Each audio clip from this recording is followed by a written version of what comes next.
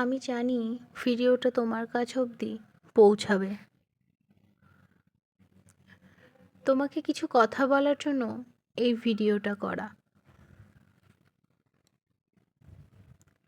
পুরো ভিডিওটা দেখার অনুরোধ রইল।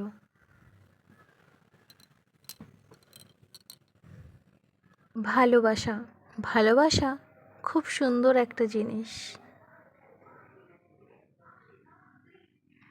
তোমাকে দেখিয়েই ভালোবাসা শিখেছিলাম। না হলে তো ভালোবাসা মানেই বুঝতাম না আমি। কিন্তু এখন বুঝলাম ভালোবাসা তখনই সুন্দর যখন ভালোবাসাটা দুদিক থেকেই সমান। একতরফা ভালোবাসা অনেক বেশিছি। ভুলটা তোমার না, ভুলটা আমার। তোমাকে অন্ধের মতো বিশ্বাস করে ভালোবেসেছিলাম।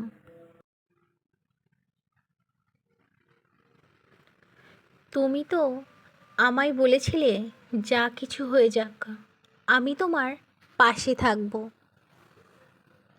ভালোবাসা কখনোই কমবে না।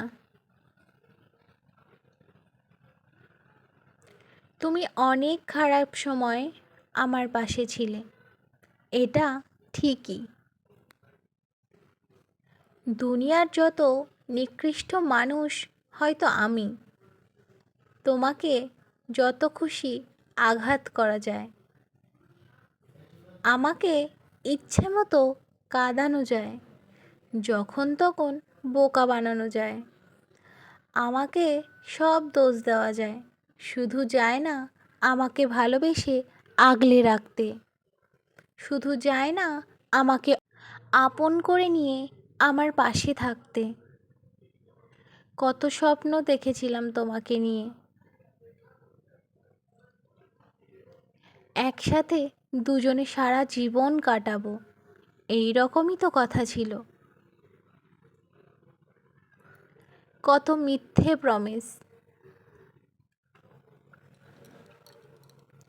আসলে বুঝতে আমার অনেক দেরি হয়ে গিয়েছিল, অনেক। ডিভোর্স দেওয়ার পর ভেবেছিলাম কখনোই বিয়ে করব না,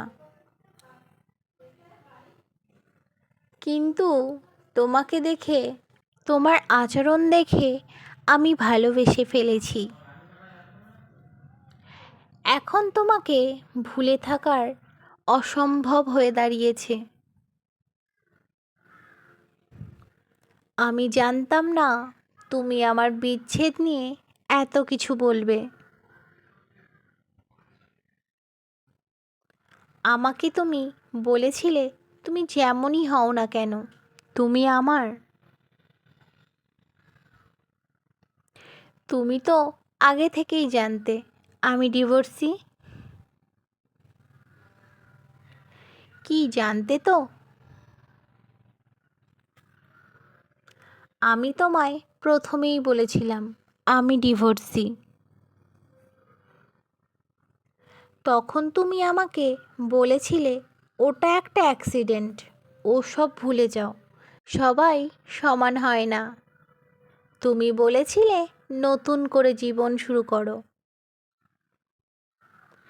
আমি তো কিছুই লুকাইনি তোমার কাছে।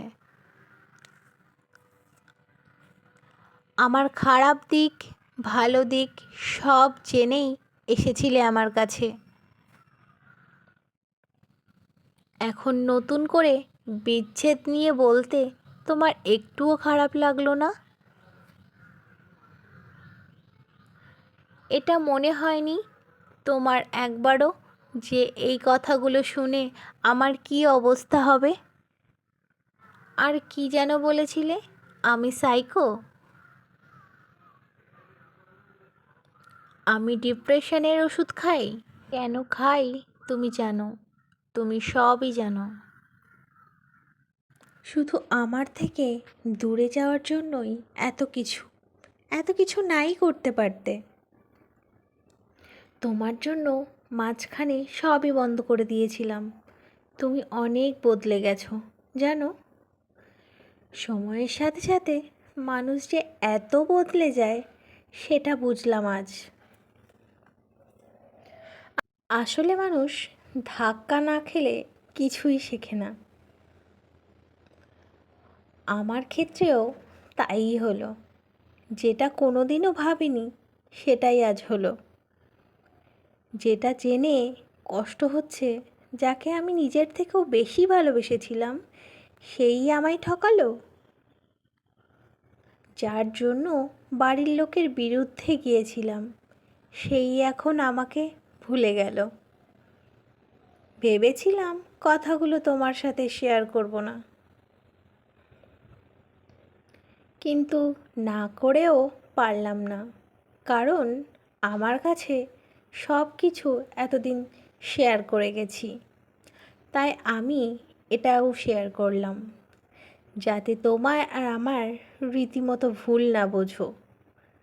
আমি রীতিমতো চেষ্টা করে গেছি সম্পর্কটাকে বাঁচিয়ে রাখার জন্য, কিন্তু ও আর চাইলো না সম্পর্কটাকে টিকিয়ে রাখার জন্য।